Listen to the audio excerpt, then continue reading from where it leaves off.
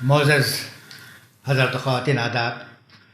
Doctor Khans medical zone में आपका इस्तकबाल है।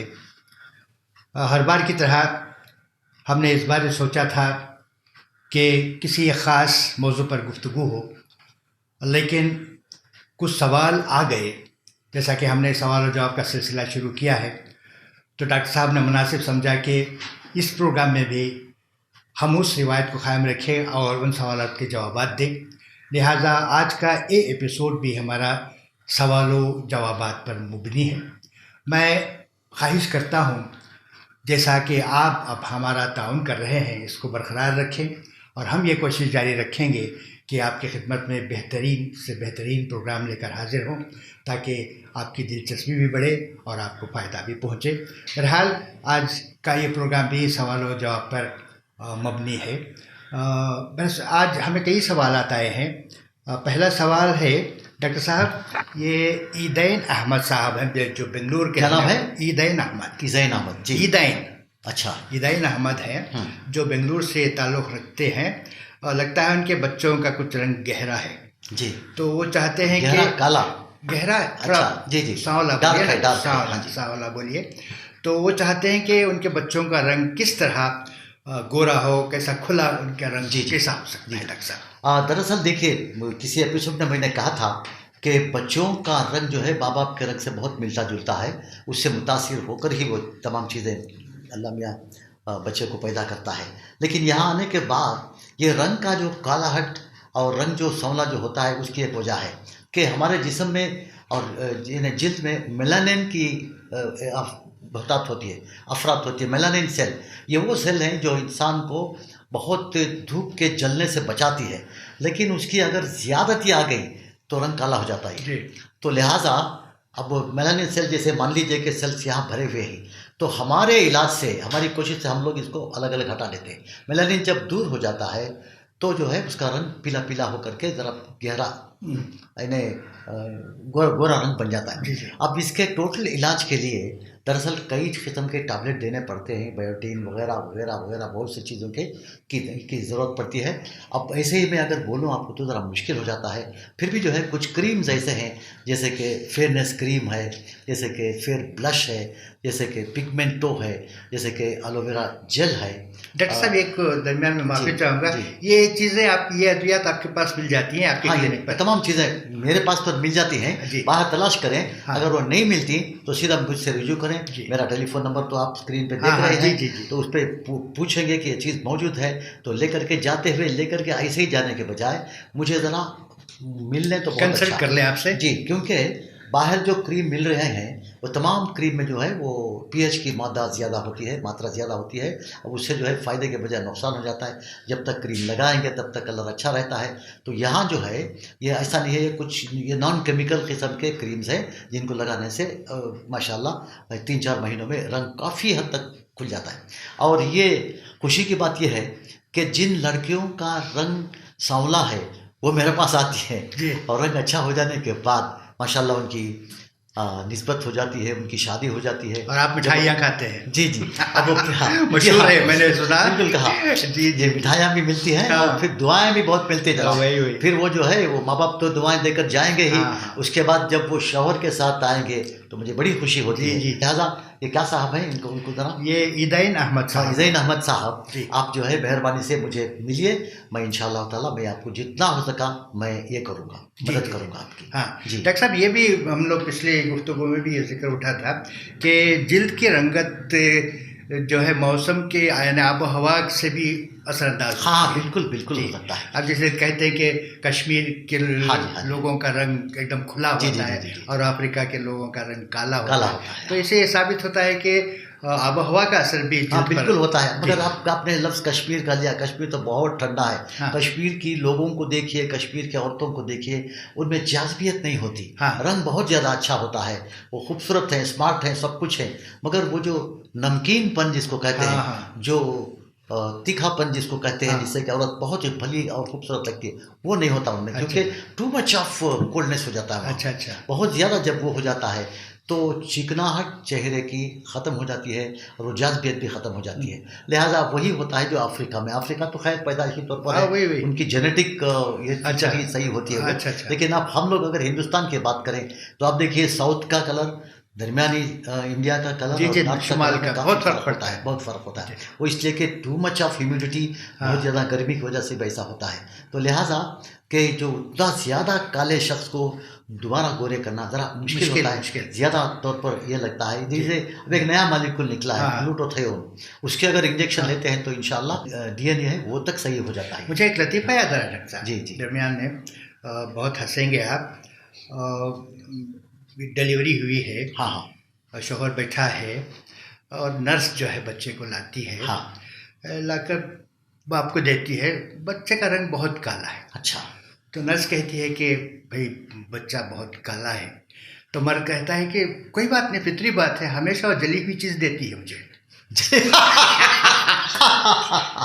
तो ऐसा भी होता है, ऐसा भी होता है डॉक्टर साहब। यानी बीवी जो है हमेशा जली हुई चीज़ देती है, औलाद भी जली हुई है। देखिए ऐसा भी होता है। बहुत खूब। अब बहरहाल कुछ हंसी का माहौल बन इस तरह से जाए। है ये, इस तरह बहुत सही बात है। जी, जी, जी। अब हम आगे बढ़ रहे हैं। तो अब देखिए हमारे एक मोहम्मद अली अशरफी हैं जी, जो बेंगलुरु के ही रहने वाले हैं। हाँ। उन्होंने हमारे प्रोग्राम्स की बहुत तारीफ़ की है, बहुत सराहना की है जनाब।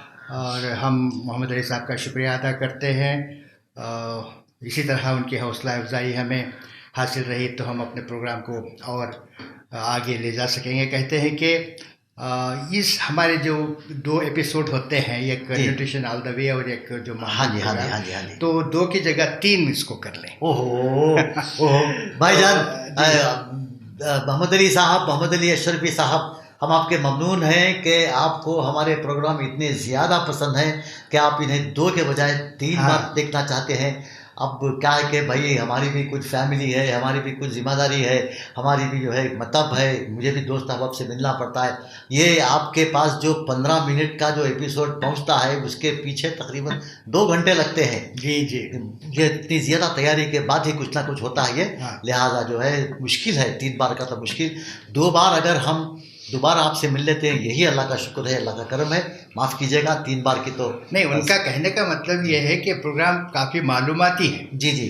तो और ऐसी मालूमात बहुत कम लोग दिया करते हैं। जी, जी, जी। तो वो चाह रहे हैं कि ज़्यादा से ज़्यादा हमारे प्रोग्राम से वो मुस्तफ़ीद हो सके। जी। और बिलखुसूस उन्होंने हमारे जो वो न्यूट्रिशन ऑल द वे जी, उस प्रोग्राम की बड़ी तारीफ़ की है। कहे कि बहुत मालूमाती है और बहुत फ़ायदे की बातें आप बताते हैं। जी। बहुत कम लोग ऐसी जानकारियाँ हमको देते हैं।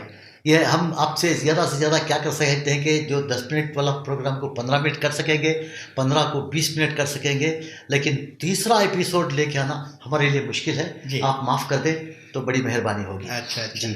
अच्छा, एक और हुमैरा बेगम साहिबा हैं जी। उन्होंने भी हमारे प्रोग्राम की तारीफ़ की और कहा कि उनको घर बैठे इतनी तिब्बी मालूमात मिल जाती है। जी, जी। ये आपने बहुत अच्छा इक़दाम किया है, आपका क्यों कहें कि काबिल तहसीन इक़दाम है डॉक्टर साहब का।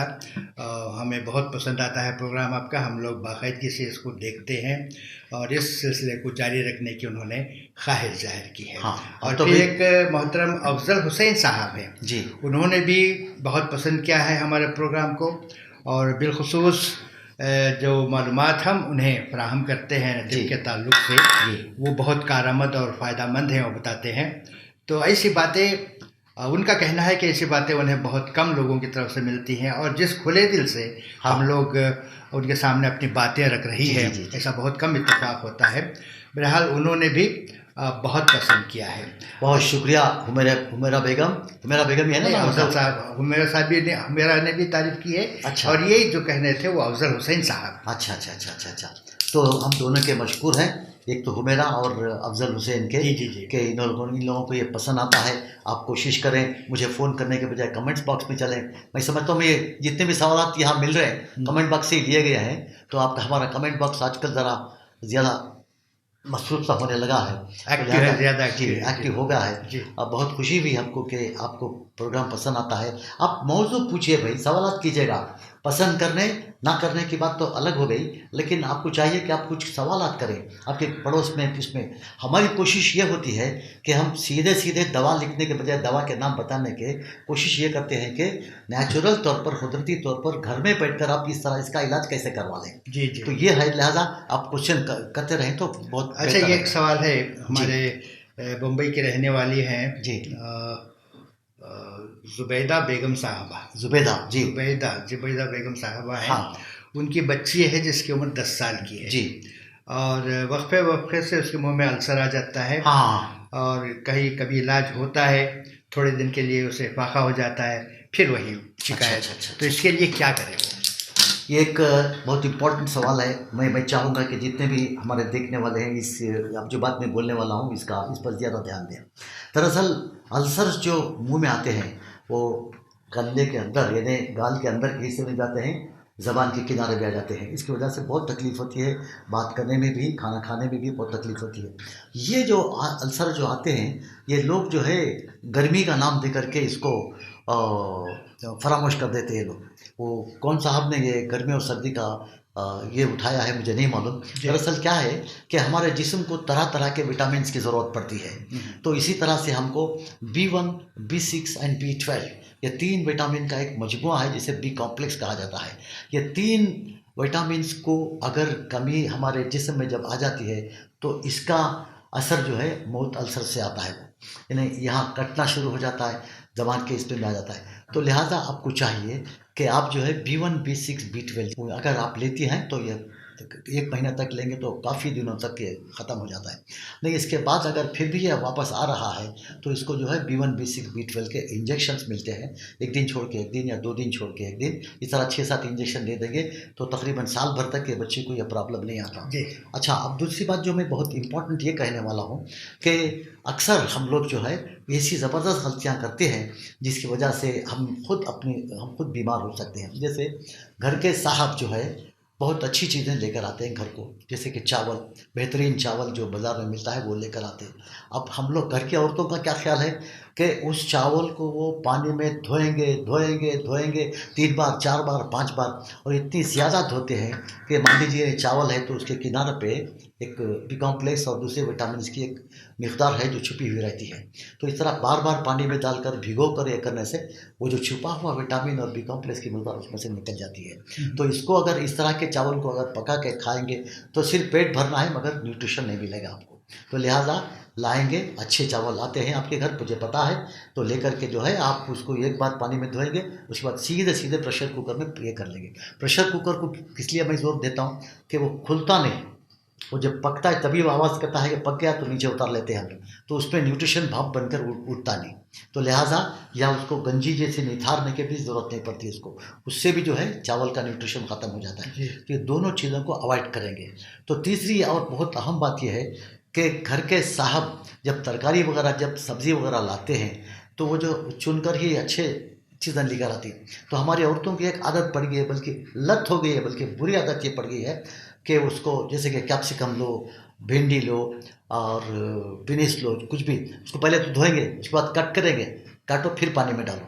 आलू को लाएंगे, छीलेंगे, उसके बाद फिर पानी में डालो। इस तरह छील कर काट कर अगर पानी में डालते रहें तो उसका 50 to 60% न्यूट्रिशन ख़त्म हो जाता है।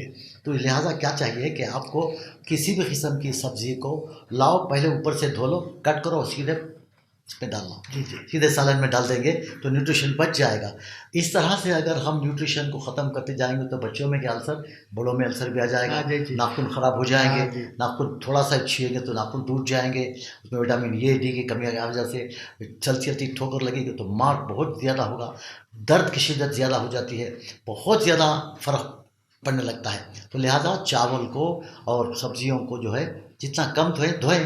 अगर लगता है आपको कि उसके अंदर कुछ है, भाई जब सब्जी को आप काटेंगे तो अंदर ख़राब है तो वो फेंक देंगे, फिर कटे हुए सब्जी को किस लिए पानी में डालते हैं मुझे नहीं समझ में, ये बात अब तक मैं नहीं समझ सका, ये गलत है, इसकी वजह से जो है सारा न्यूट्रिशन।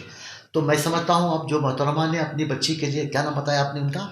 इनका नाम है जुबैदा बेगम। जी, जुबैदा बेगम, आप बॉम्बे से है ना? हाँ, बॉम्बे के हैं। तो आपको जो है सब्जियों को काट कर पानी में नहीं डालना, बल्कि सीधे सालन पका के बच्चे को खिलाते रहेंगे और इसे खूब क्या कहते हैं उसको, फ्रूट्स और सब्जियां ज़्यादा खिलाएंगे तो मैं समझता हूँ अल्लाह का करम हो जाएगा। चिकबालापुर के एक साहब हैं, हाँ, जनाब निसार अहमद साहब। निसार अहमद साहब जी। हाँ, उन्होंने भी हमारे सिलसिले को बहुत पसंद किया है और दरख्वास्त की है कि इस सिलसिले को हम जारी रखें। हाँ निसार भाई, जी। बहुत बहुत खुशी की बात है कि आप जो है हमारे प्रोग्राम को पसंद करते हैं। अब अपने दोस्तों को भी रोशनास कराइए। और लगता है मुझे आपका नाम मैंने पहले भी सुना है जी। तो बहर कैफ आप हमारा प्रोग्राम देखते हैं, बड़ी खुशी की बात। अपने दोस्तों को भी बताइए और कमेंट्स कीजिए। आप क्या सवाल चाहते हैं ज़रा बोलिएगा।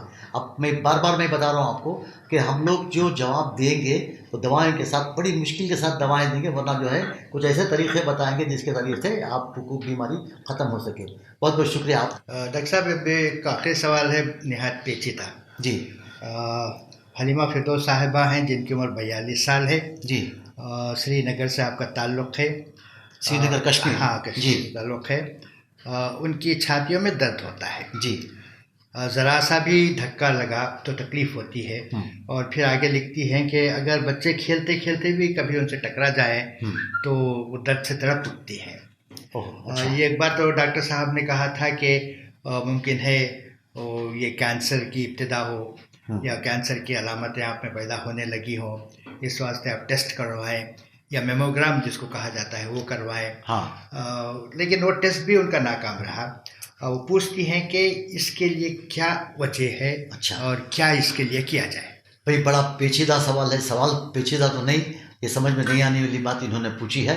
ये इंतहाई ज़रूरी है कि मैं आप जो बातें बताने जा रहा हूँ आपको बहुत इम्पॉर्टेंट है, आप इसका ज़रा ध्यान रखें जी। जिस लड़की की उम्र 42 साल के करीब पहुँच गई है तो मतलब ये हुआ कि वो मेनोपास के बिल्कुल करीब आ गई है। मेनोपास यानी सीजेशन ऑफ दी मेंस्ट्रुएशन, यानी आपका जो पीरियड्स जो होते हैं उसके ख़त्म होने की इब्तदा शुरू हो गई है। 42 से लेकर के 50 साल के बीच में कभी भी ये मेंस्ट्रुएशन रुक सकता है। तो जब इस तरह से मेनोपास के करीब आप पहुंच जाती हैं तो आपके जिस्म के हार्मोन्स में काफ़ी तब्दीली आने लगती है। तो क्या होता है, तब्दीली जब आती है तो आप अब सीने में दर्द बोले ना वो, हाँ जी। ये सीधे सीधे पिस्तान लिखने के बजाय ये सीना का लफ्ज़ इस्तेमाल कर जी, रही जी। है। पिस्तान मतलब ब्रेस्ट के अंदर जो है 2 चीज़ों से बना हुआ होता है ब्रेस्ट, एक तो फैट और दूसरा मेमोरी ग्लैंड, ये दोनों मिलकर के पिस्तान बनता है। तो इसमें मेमोरी ग्लैंड में क्या है कि अगर शक्ति जब पैदा हो जाती है, प्रॉपर के हार्मोन नहीं आते हैं तो सेंसिटिव बन जाते हैं। वो जब सेंसिटिव बन जाते हैं तो एक सख्त सा मादा सा बनने लगता है उसके अंदर, या गोलियां सी बनने लग जाती हैं। आपको ये पहले तय करना है कि आपका सारा पिस्तान ही सख्त हो गया है या उसके अंदर कुछ गोली नुमा कुछ चीज़ें आ गई हैं। तो आपको इसको टेस्ट करने का सही तरीका क्या है, आप बिस्तर पे लेट जाएंगे, पैरों को सामने कर लेंगे, दायां हाथ लेंगे, बायां हाथ को सीधा, दायां हाथ लेकर के अपने पिस्तान को रखकर आहिस्ते आहिस्ते आहिस्ते आहिस्ते रगड़ेंगे। इस तरह से कहीं अगर कोई गोली जैसी कोई चीज़ नज़र आती है आपको तो याद रखिए कि वही मार्क कर लेंगे वहाँ, तो ये एक है या 2 है। तो इस तरफ देखेंगे तो ये हाथ छोड़ेंगे तो ये इससे जो है ऐसा सर्कुलर मूवमेंट में टेस्ट करते चलेंगे। तो यहाँ गोली या वहाँ गोली, अगर कुछ गोली नहीं है या कुछ मांस जैसी कोई चीज़ नहीं मिली या कुछ नॉड्यूल जैसी कोई चीज़ नहीं मिली तो सारे का सारा पिस्तान ये है तो आपके हार्मोन में फ़र्क आ गया, इसका मतलब ये हुआ। इसके लिए मैं आपको एक वाक़या बताता हूँ। जी। कुछ दिनों पहले, कुछ बरसों पहले की बात है ये, कि इसी तरह के किसी केस को मैंने रेफ़र किया था एक गायनेकोलॉजिस्ट के पास। तो गायनेकोलॉजिस्ट ने सीधे सीधे कह दिया कि इसका ब्रेस्ट ही निकालना पड़ेगा। तो वो निकालने से पहले जो है ये लोग मेमोग्राम टेस्ट को गए। मेमोग्राम जो टेस्ट होता है जामी भाई, इतनी तकलीफ का टेस्ट होता है कि एक औरत बर्दाश्त नहीं कर सकती। मेमोग्राम के पास कौन जाती है, वही जाती है जिसके ब्रेस्ट में तकलीफ है, जिसके ब्रेस्ट में सेंसिटिवनेस हो जाता है। अब क्या है कि 2 प्लेट होते हैं, एक प्लेट इस तरह से, एक प्लेट इस तरह से। तो ये इस लड़की को जिसको टेस्ट करवाना है वो क्या है कि वो अपने पिस्तान को उसके ऊपर रखती है लग करके, फिर दूसरा प्लेट जो है उससे दबाता है। जहाँ धक्का लगने से उसे तकलीफ होती है तो अगर प्रेशर पड़ के दबाया गया तो मानो जान जाके जान लगे, इतनी चिल्ला पड़ती होंगी जी। अब उस तरह के बाद अगर उसका जो स्केच जो बाहर निकलता है, उसकी जो रिजल्ट जो बाहर निकलती है उसमें धुंधला सा नज़र आता है। तो ये लेडी को, इनको जो है, मैं जिसकी जिक्र बात कर रहा था कि इनको धुंधला सा धुआं जैसा एक चीज़ आ गई थी। तो उसमें उनको जो है वो कैंसर के अलामतें से जैसे नज़र आ गई थी उनको। तो लिहाजा उसे जो है ब्रेस्ट का एक्सरेशन करने के सारा ब्रेस्ट ही निकालो, ऐसा डायग्नोसिस हुआ था। तो उसके बाद क्या हुआ कि सर्जन साहब आए, बड़े काबिल सर्जन थे। उन्होंने करने से पहले मार्क वगैरह सब हो गया था कि कहाँ से निकालना, कहाँ से क्या करना ये। तो तब जो है उन्होंने आकर के देखा, देखने के बाद बोले कि no surgery is not required, और चले गए बाहर। अब ये परेशान ये लेडी, और फिर पूरे हॉस्पिटल का अमला परेशान। उनका एडमिशन हो गया था, सर्जरी के लिए तैयार हुआ था, वार्ड के बाहर अपने लोग सब बाहर खड़े हुए थे। तो क्या हुआ कि एकदम से जो है नहीं है बोल के, तो लोग जो है वो डॉक्टर के पास गए, पीछे पूछे कि क्या वजह है। नहीं नहीं कुछ नहीं, मैं एक दवा लिख के देता हूँ आपको, अब वो दवा से ये करेंगे तो सही हो जाएगा। दरअसल आपको मालूम होना चाहिए कि जिस्म में हमारे किसी भी लेडी के जिसको मेनोपास है, उसके जिस्म में अगर विटामिन ई की कमी है जी तो जो है ब्रेस्ट का सेंसिटिव बन जाना बहुत इंपॉर्टेंट, जो उस सर्जन ने पहचाना। अब जिसका जो गायनेकोलॉजिस्ट थी उनसे वो गलती हो गई थी, तो इस तरह से जो है वो ब्रेस्ट को निकालने का मशवरा दिए थे। तो वो डॉक्टर साहब ने उससे कहा, तो अगर विटामिन ई की मिकदार अगर 1 महीने तक अगर देते रहे हम, तो जो है वो जो हार्डनेस जो है ब्रेस्ट का सॉफ्ट हो जाता हो, तब उसमें वो तकलीफ नहीं होती। लेकिन विटामिन ई के साथ कार्टिनाइटाइन एक दवा है जिसे एलसी कहा जाता है, यानी कि ये एक दवा ऐसी है कि इवियाम यानी विटामिन ई, इवियाम एलसी का मतलब कार्टिटाइन। तो जो है ये दवा अगर 3 महीने तक 2 महीने तक अगर सुबह शाम खाते रहेंगे, कितना भी सेंसिटिव ब्रेस्ट क्यों ना हो नरम पड़ जाएगा।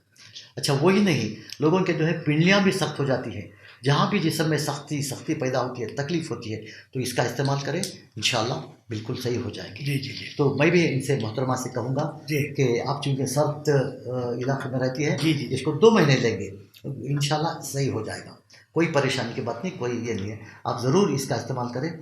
मैं समझता हूँ कि आप 100% आप बिल्कुल सही हो जाएंगे। उसके बाद आप मेमोरी टेस्ट अगर कराते हैं तो नेगेटिव निकलेगा आपको 100%। जी, और कोई सवाल?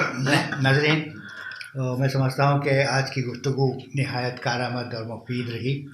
डॉक्टर साहब ने आज खुलकर गुफ्तगू की है और बहुत से हक़ाइक़ पर रोशनी डाली है जो वाकई हमारे मालूमात में इजाफ़ा करती हैं। ख़त कलम इमाम जी जनाब अला बख्श साहब ने एफएम साहब को बुलाने के लिए कहा था, तो गुज़िश्ता एक मीटिंग में हमने बहुत से डॉक्टरों के साथ मुलाकात हुई, तो मैंने खुलेआम उनको पेश किया कि दावत दी कि हमारे मेहमान बने।